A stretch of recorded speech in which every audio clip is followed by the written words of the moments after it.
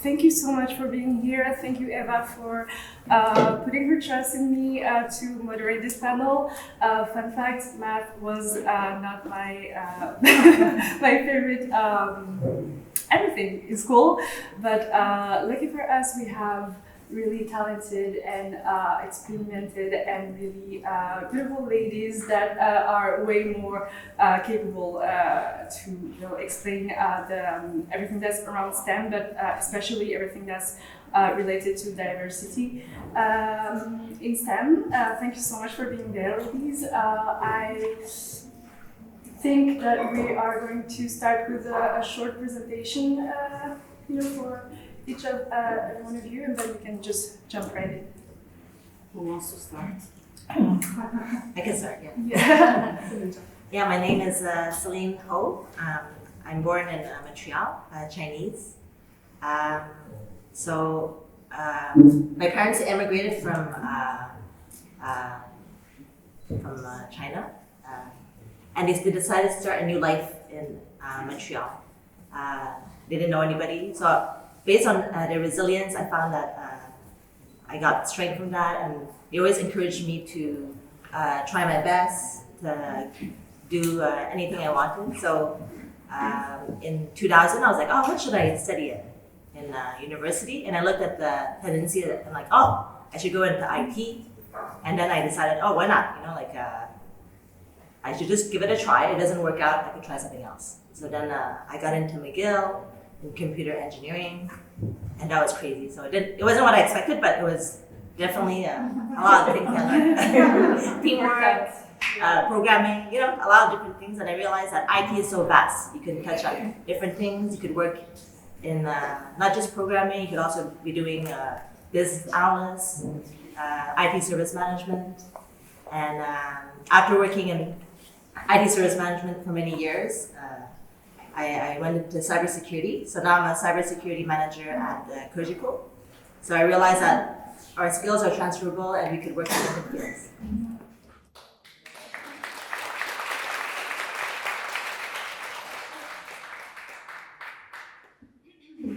So my name is Victoria Torp. I'm originally from Norway. My immigration journey is long and cumbersome, but I finally ended up in Canada. And it wasn't clear what I wanted to be. I started off thinking, I want to go for electrical engineering. But then, unfortunately, I was missing some courses and I couldn't do that. So then I found a program in Carleton University in Ottawa called Cognitive Science. And it's like an extended psychology degree. So I did that, it was a lot of fun, and then after that I was not ready to work. So I was like, okay, what do I do next? I guess I'll have to go for a master's. And again, with my situation, I didn't want to really be in school for too long. So I was lucky. One day, after 3 months of trying to figure out what to do next, I woke up 5 a.m. in the morning and decided I'm going to go for a master in England. Any master that is short. And somehow I found a master's program 1 year in basically security and intelligence studies. So it's not directly related, but it's such a broad topic. And it's about secret services and how they do it. I'm not an agent, by the way. After that, I missed, so that was another study abroad in England, and after that I missed Canada. And I was like, I want to go here and stay here and just have a career in something related to my studies. And I figured, well, I had actually spoilers, or this is a secret amongst not so secret now. I only had one course in cybersecurity, so I was actually not a specialist, but I figured, that the skills I learned throughout my education are transferable in that field, and it was really difficult to get a job here, without any work experience in cyber, which is kind of special. but I connected with a bunch of amazing women who built my confidence, who networked for me and looked out for me and landed in this field. And then I didn't plan this, and then suddenly I was dragged into now software development. So now I'm trying to combine everything I learned into running a team that support me and develop secure software. Yeah, that's a long story. Bottom line, I didn't plan this, but you can see how Hi, my name is Amanda Henry. I would love to go wherever you live in Norway, by the way. I was born in New Brunswick, so Acadian, that's where my English comes from, which I actually hide. I was hiding it when I moved to Quebec. I hated it. That was my difference. I was Anglophone. I stopped speaking English for years because that was my defining moment when I was 6. So clearly, walked past that as you grew older. I have a bit of a atypical, I guess is the word, journey. I was actually brought up by my dad, a single dad, because my mom decided to do a journey as a truck driver. So she's been a truck driver now for 30 years, which back then was very rare. And I think we'll speak about that later, but I think I saw that as very empowering. She was very proud of that, and that came from her mom as well, who was proud of being a single woman also doing what she did. So I walked into IT quite by literally hasard. I got drawn for a summer job at Intac, and I was put in telecom, and I started there, and I knew nothing. I came out of high school. I was actually valedictorian, I think the term is, in high school. I think the ambition was I would do a master's and university and all of that, and I got lost between the expectations and the world, and then I just dived into trying something, and I've been at Intac now for 15 years, almost, so I haven't left. They've acquired a company 5 years ago that does restoration. Intac is an insurance company, and they do restorations now for homes if ever you get damage in your house for whatever. So I've started now, I'm head of IT for that company, so I've gravitated towards like different departments. I went telecom, mobility, I did security, didn't do cybersecurity. I'm learning that now. It's quite impressive. And I've done software a lot. I think I liked that a lot. I think it was, for me, a bit more concrete. I could see what the customer was interacting more versus cybersecurity. So I was there for 6 years, and through management, now I'm at onsite. And it's so very typical, and I've been doing my bachelor's degree part-time since, so I'm almost done. Yeah, I took 2 classes, which, by the way, I'm taking Spanish just for my own personal.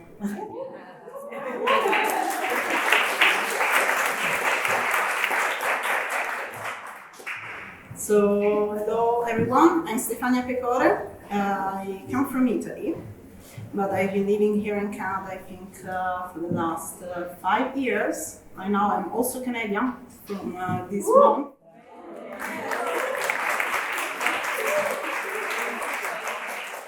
I still get to use to be a Canadian to say, hey, I'm also Canadian. So my journey was a very long one. I started in Italy, in Sicily, which is like in the south of Italy.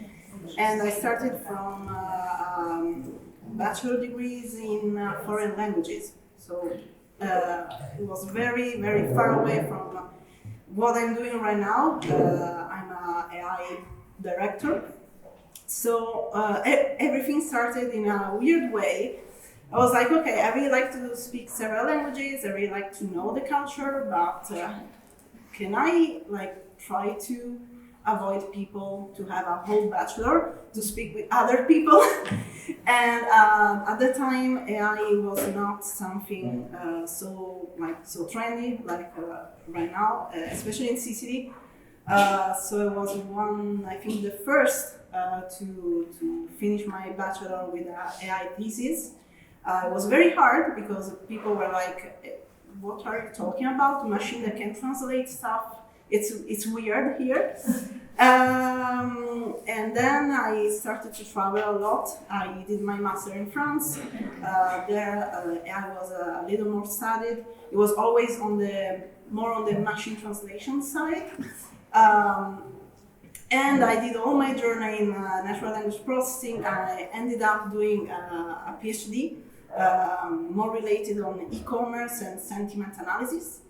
I'm a very curious person, so I really like to explore different domains. So basically, I ended up being a researcher in AI. Then I went to video games. Then there was a little break on the manufacturer area. Right now, I work as a director at Sardo, which is basically a company that collaborates with the government of Quebec for the, we can say, software to help to support the doctors that deal with patients with cancer. So it's a total new experience for me. I already worked in the mental health sector, but never in oncology. So it's a learning process. And that's it. I love cats. In fact, every time I say that, I'm also, I support with activities such as event organization, mentorship, and so on. Google Women Tech Makers, I'm ambassador for them. Also, I have another Women Tech Makers here, over there. I'm also a Women in AI mentor. I also collaborated with SWC Montreal. And since this year, I've been appointed by UNESCO for the program Women for Ethical AI, and I work as an AI expert to make sure that we can write policies for the future of AI. And so I'm very interested in responsible AI and ethical AI.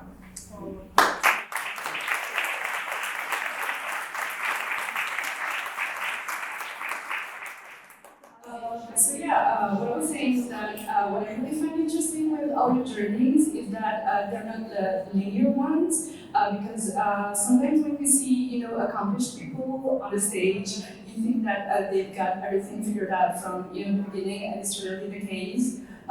Me, I failed law school 2 times actually, and then I told myself, okay, maybe this is not, something for you. But one set of skill that I've retained from my years in law is that one skill, actually, one piece of skill is just the reasoning, just the simple reasoning that if this is true and that is probably true, then the conclusion has to be this. So this will be something that I kept from law school, because the rest I couldn't remember. But it still has me to this day in my journalism. And I was wondering if you quickly could tell me just one skill that you've retained from this typical journey that still helps you to this day in your STEM career. I don't know who wants to start with the mic. It's actually full circle because I did a conference on this stage 2 years ago and moved technically about that. So that's why it's easy to remember. Embracing the blur. We talk about walking outside of your comfort zone. I think it's more than that. It's embracing that you don't know something. When you start embracing that, you're seeking for it. So I think what's gotten me where I am is every time I get to a point where I feel comfortable in my job and I don't feel like I'm learning or I'm not stressed, like there's no adrenaline, that's when I say, okay, I need something new. I need to deep dive into that blur. This last one is a big blur, I have to admit. They really threw me in the deep end. So I think as you learn to navigate that blur, it becomes easier and easier. So that's the one skill I would say. I don't know how to call it, but basically don't be afraid of the judgment of others, don't be afraid of your judgment especially, because we are the first enemy of ourselves, and if there is anything that you don't know how to do it, just ask for help and communicate. I think that communication is the first skill that I would say. It's you can do almost everything with communication that is honest.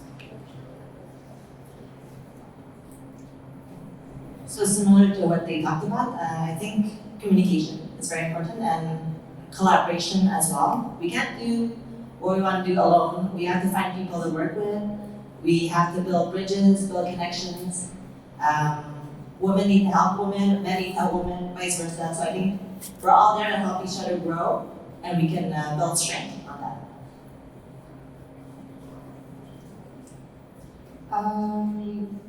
Skill. I don't know if people think this as a skill, but I would say courage. Because sure, you can be born with a certain level of courage, but it takes practice to be more courageous and face your fears. And I use courage a lot to ask for help, to try different things.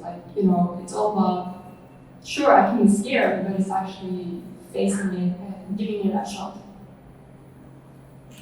Like what we all have to do, to be honest. And because we're talking about the lack of diversity in the STEM field, and I see a lot of young people, young students in the crowd, and especially women. I was wondering if, all throughout your journey, you've noticed one stereotype that, could have restrained you from going into STEM if you encountered this stereotype when you were, let's say, about to go into STEM, to study STEM. It's a long question. Maybe let me rephrase it. Yeah. Do you what would be one stereotype that could keep women and young women and maybe girls from going into STEM, from even imagining themselves into STEM? Who wants to start? I'll start, since my journey is from humanities to AI. Probably one thing was mathematics is only for men, and there is only one way to enter AI is to be good at mathematics. I'm not good, now a little more, but one thing that I really love is that you can enter with different journeys, different paths. And basically, you don't need, there is not a domain where there is someone who is better than another gender. We are all humans, so probably is that. I'm trying to picture myself more in high school. I think the way that I was anyway was trying to fit in, or I would crowd myself only with girls. So I think that brings different conversations, whatever context, all of that, and I think it guided a certain path. And I think what would have blocked me from going in STEM is I was younger, I was very influenceable by people's opinion. People, especially if someone close to me would have said something, it would have blocked me. So I think I'm thankful that didn't happen, because that probably would have made me not go in STEM. So I think having events like that where you're hearing it, whether I say something, whatever Stefania says something, Celine or Victoria, that connects with you, rub onto that, I think, if that's what makes you feel good, because I think that would block me, 100%. A stereotype that almost prevented me from joining or going into STEM was that STEM women have to be smart. My grades were always average, and jobs, schools, high school, they all look at your grades, and I didn't get into the top schools, but I guess the journey took me other places and learned some interpersonal skills that made me more into a high achiever. So a high achiever doesn't have to be smart, but they are maybe more passionate about certain skills that they have or something. So I can see already on your faces here that you're a high achiever, so I'm pretty happy you're following your passion. Maybe if I saw that in IT and cybersecurity was mainly men, I would have been scared. And I didn't think about that when I applied at the school. But when I started going to classes, we were 3 women, 4 women in my class. And that was daunting, but I got over that and I realized that like I mentioned, IT is not just about programming. Since I started working, I collaborate with legal, communications team, HR. We need to be able to translate IT and security terms to business terms. So we need more people like that in these fields, not just technical people.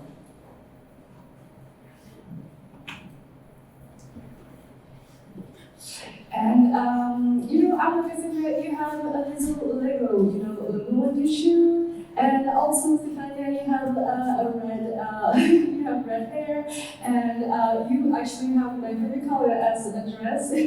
And so what I'm getting at here is that I feel like when people envision, you know, a person working in STEM, and especially a woman working in STEM, they think that STEM is just the DNA, like they only exist in front of a computer, and then you close the computer and the person ceases to exist, but that's not the case. And I was wondering, it's two questions in one, I think.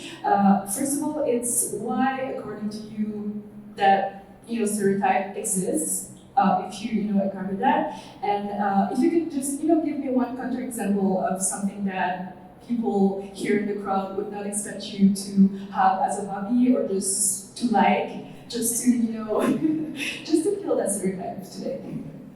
I don't know who wants to start. Okay. So, in terms of stereotype, why they exist, I think it's a very good question in very long reply. But I won't go into the whole reply. I think that stereotypes exist only because as a humans, we try always to simplify what we see.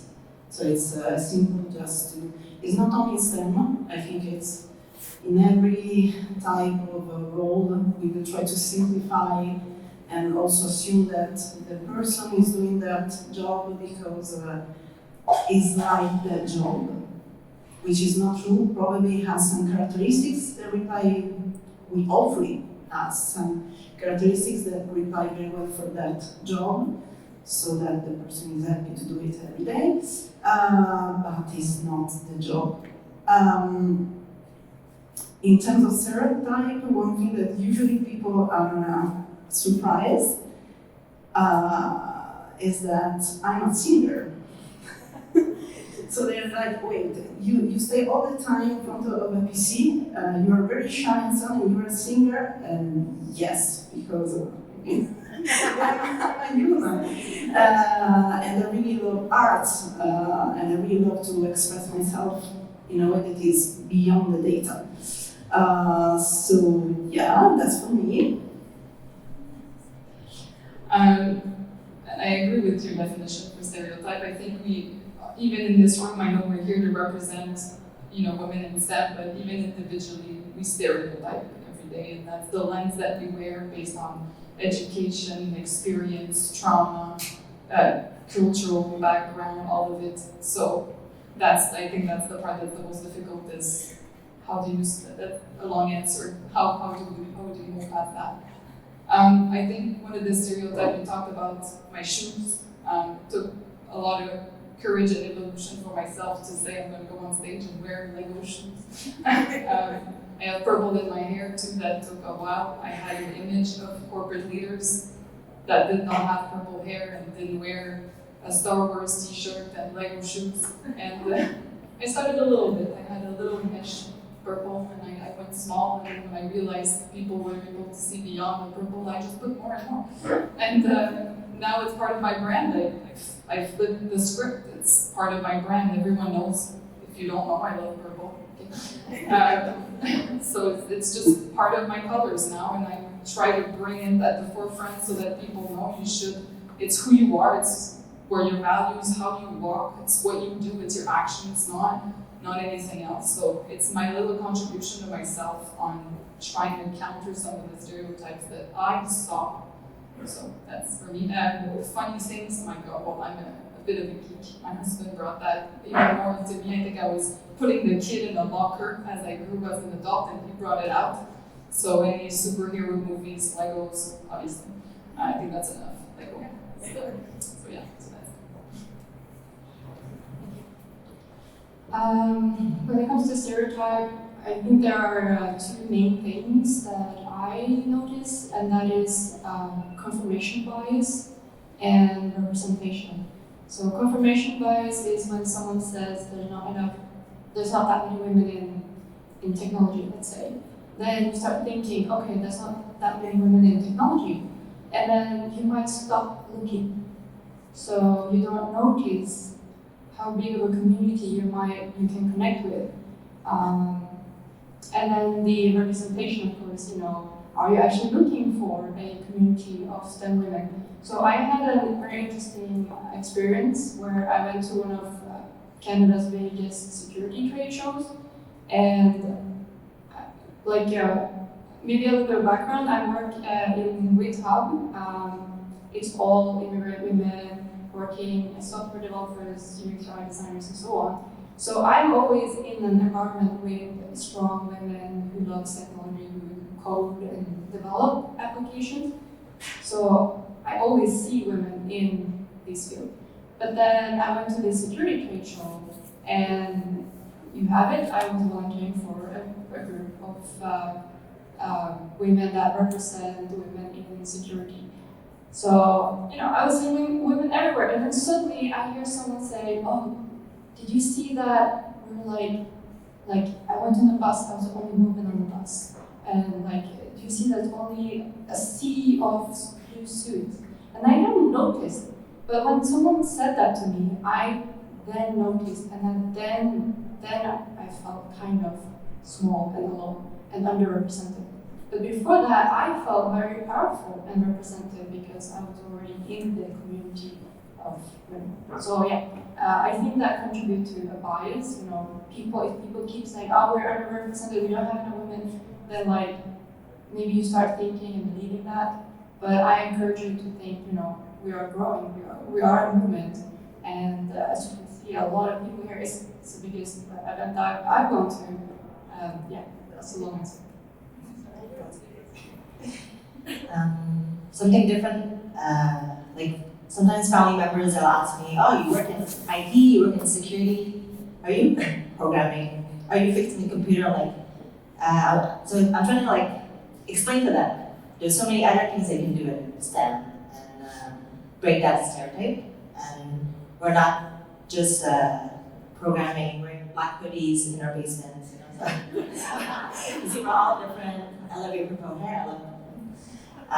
So yeah, it's just to show that we're different, and I try to find a parallel with, okay, there's doctors, there's people, when you go to the hospitals, you need to follow procedures, you need to have steps. In security, you need people to develop that, to develop rules, to explain how to translate good behavior so they don't click on the phishing link that you get and you get scammed for $100,000, I don't know. But yeah, it happens in our everyday life, and it happens at work too. So how to translate business to IT. Do you have a particular hobby that would surprise everybody here? And you too. Yeah, let me think. I don't know if it's surprising, but I love traveling, I play the piano, I love painting too. Art. Oh, is there something about you personally that would surprise us? Or not? No pressure. Just a hobby. Okay, I used to be a gamer.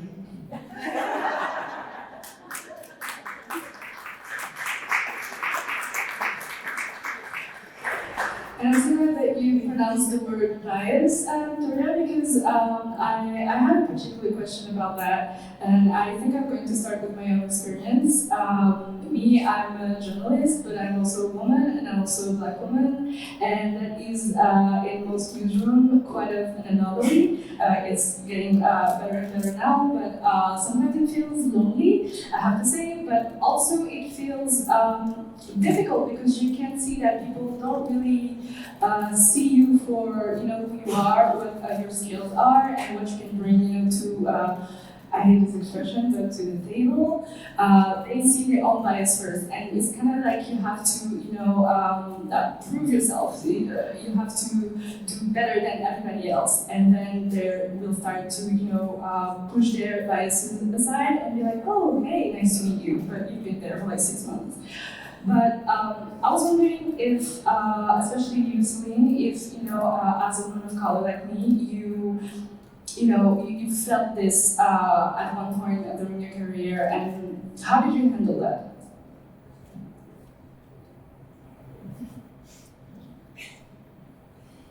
So, like a bias is Asian, Chinese were more reserved, were less outspoken. So in my career, there was a manager that said, oh, you have to have more visibility, you have to speak out more. So I took a step back and yeah, I want to get out of my comfort zone, but I don't want to be interrupting people, and I want to be myself. So what can I do? So I realized I'll continue to be a good listener, pay attention, and provide input where I can, raise my hand when I can. So I figured out that I evolved since I was in elementary school. I was always afraid of raising my hand and speaking out, but since then I've grown, I realized I got to speak out, and when I can, but not all the time and bother people. Some people are very loud in meetings, and I don't want to be like that. So stay true to yourself, but get out of your comfort zone as well.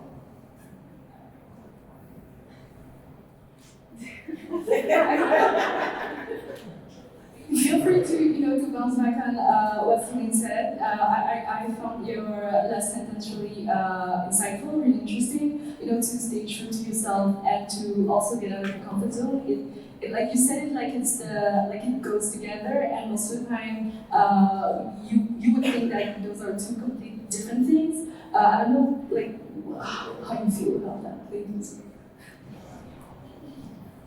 I'll give a different view because I haven't had the journey that you're mentioning. I think Victoria and I were talking about that.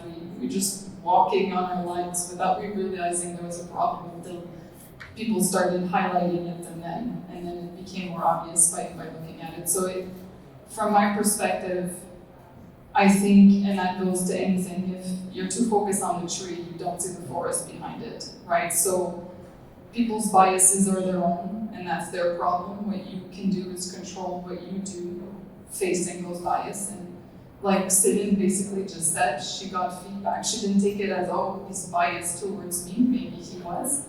But what belonged to her was what she did with that information. She reflected, she took on, I'm not going to be someone that I'm not, but I agree that I need to step out. And I think if you take it that way, I probably was the fruit of many biased opinions, but I never saw them. I took them on. Some hurt. I think I got some comments that, yeah, I took what I needed and left what I didn't want. And my God, apply that everywhere in life. It's fantastic.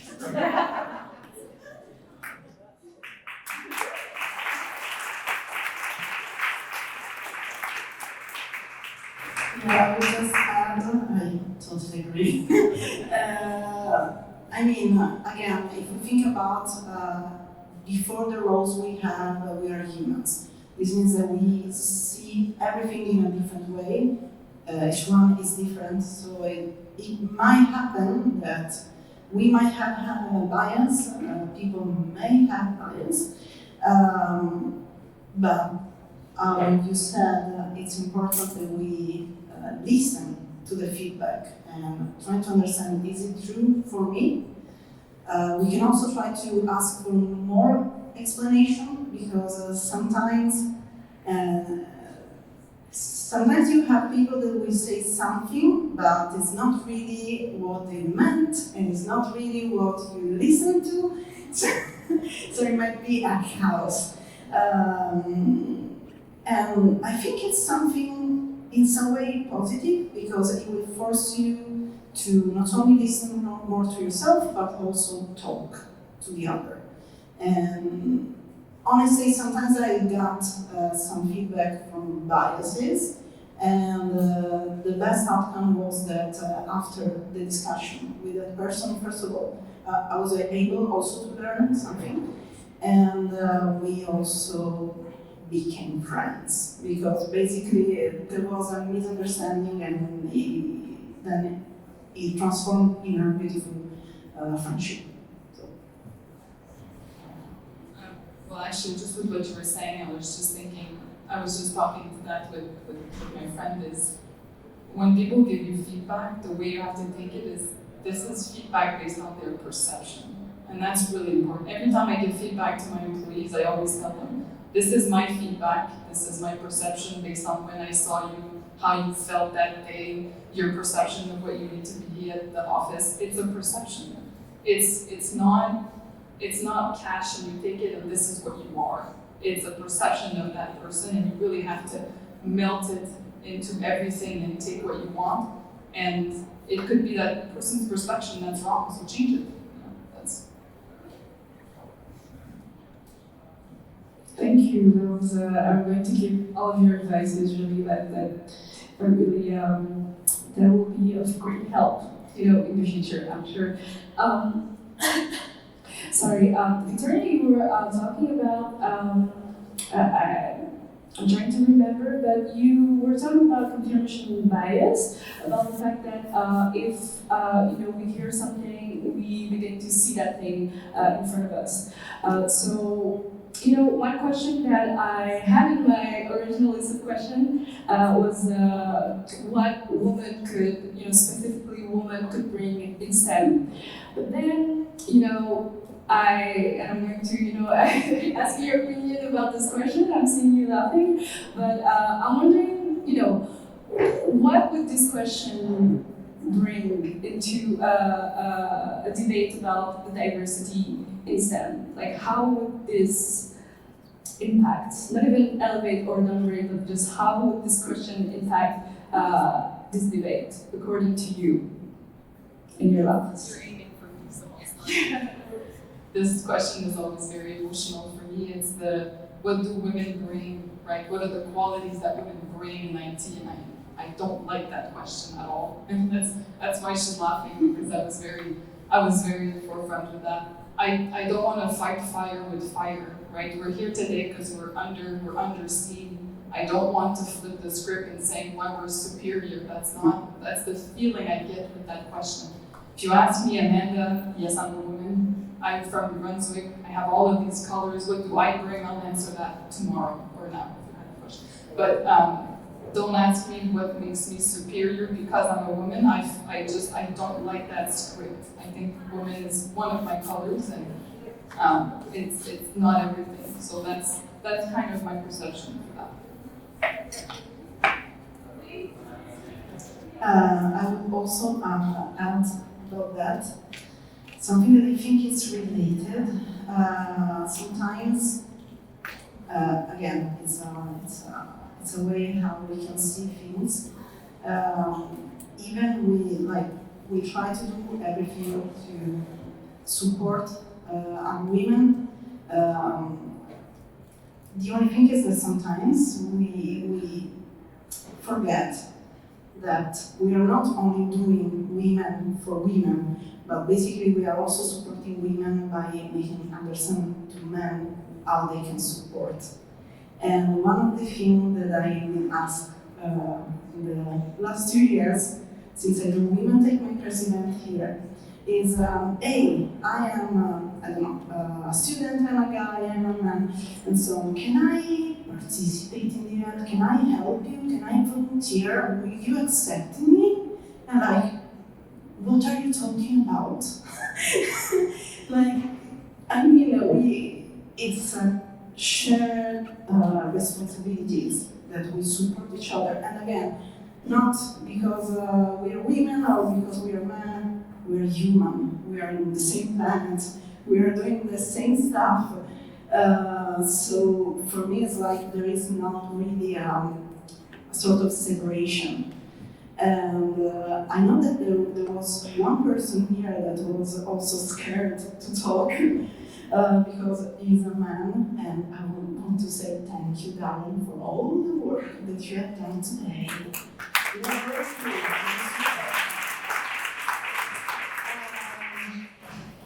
Want to add something? So yeah, it's not being a woman or a man, it's what you add to the table, your skills, you're fit for a different job, you can try a different job, you can change also, why not? And when I joined COGECO, I joined employee resource groups. I joined Connect Women to connect with more women, and I learned a lot from this experience as well. But in my previous job, I was in the it's called Disability Group. I didn't like the name, but I was trying to promote neurodiversity, and I find, yeah, if you have neurodiversity people too, they can also do cybersecurity jobs as well, IT jobs. So I think it's about looking at the different skill sets and what each person brings to the table. Celine, I agree with that. If we were to look at men and women offering the same equal technical and soft skills, then what does women bring? And I would say every individual brings their own unique experiences. But if we were to look at like a trend or like looking at the women bias, I would say maybe for women, you know, there might be certain social expectations where you have to shape yourself out of it or be different from these social expectations, and with that comes experience. And it's the experience, the problem solving, the way you experience these strange or uncomfortable or challenges that excuse me, would say that you could bring to the table.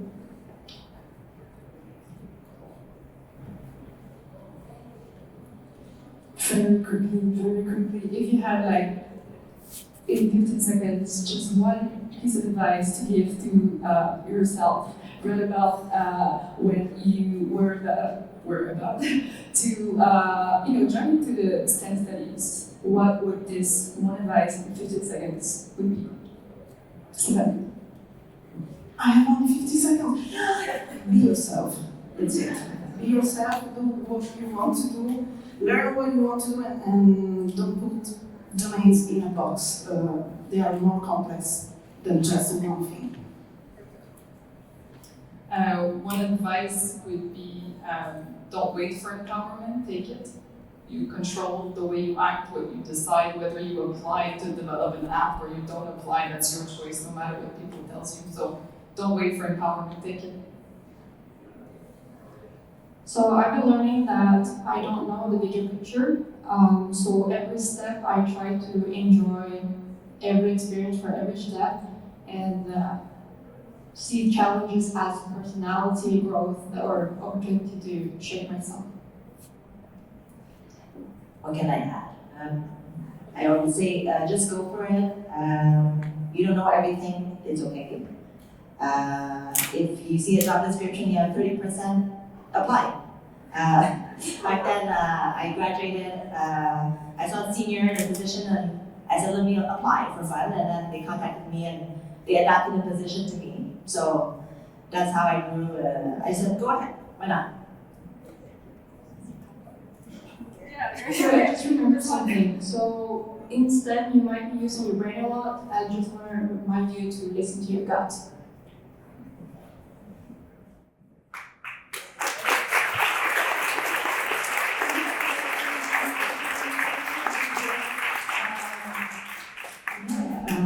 That has been a really wonderful conversation. Thank you so much for sharing advices, also your vulnerabilities, also your tools to succeed, but also like the last piece of advice you gave Victoria, don't forget your heart in all of this. So yeah, thank you so much for that. I think it brought a lot.